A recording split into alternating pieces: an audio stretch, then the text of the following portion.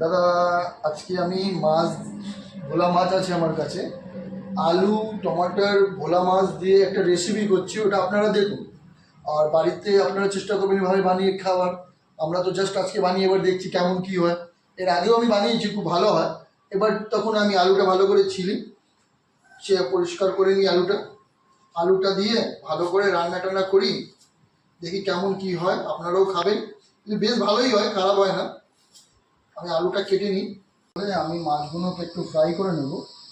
Fry করে ওটাকে আলু ফালু দিয়ে টমেটো দিয়ে মশলা আমার করাই হয়ে গেছে। মশলাটা দেখুন, মশলাটা আপনাকে দেখাচ্ছি। বেশি কিছু দেয়নি আমি মশলাতে। একটু রসুন আছে, একটু জিরে আছে, আর হলুদ আছে, শুকনো লঙ্কা আছে। আর এটা দিয়েছি, মিক্সিং করে নিয়েছি আমি।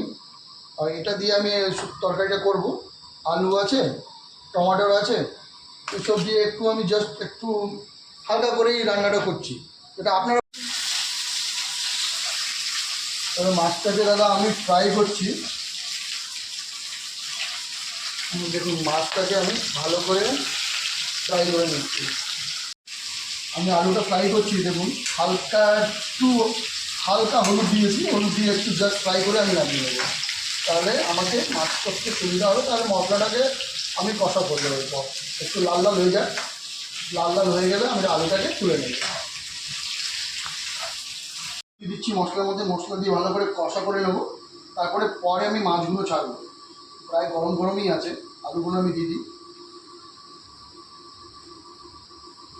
ভালোই গরম আছে আলুগুলো।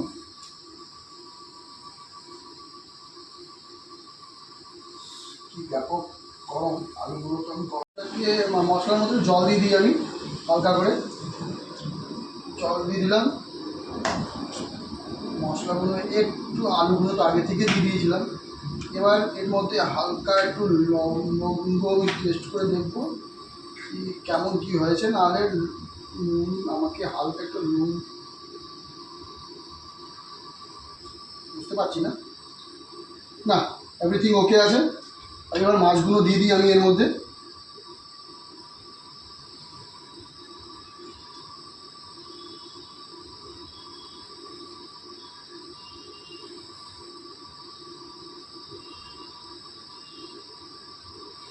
মাছগুলো দিয়ে দিলাম।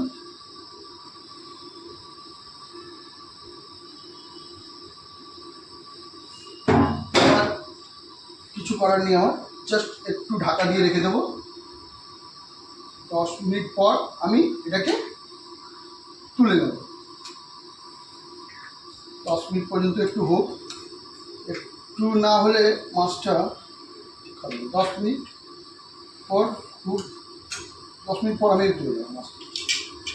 এই ঢাকা দিয়ে রেখে দিলাম। 10 মিনিট পর এটাকে তুলবো, মাছটা পুরো রেডি হয়ে যাবে আর খুবই টেস্ট লাগবে। আপনাদেরকে আমাকে একটাই রিকোয়েস্ট আছে, আপনারা আমাকে একটু লাইক করুন, সাবস্ক্রাইব করুন, আর যতটা হবে আপনারা শেয়ার করুন। থ্যাংক ইউ ভেরি মাচ, খুব ভালো লাগলো।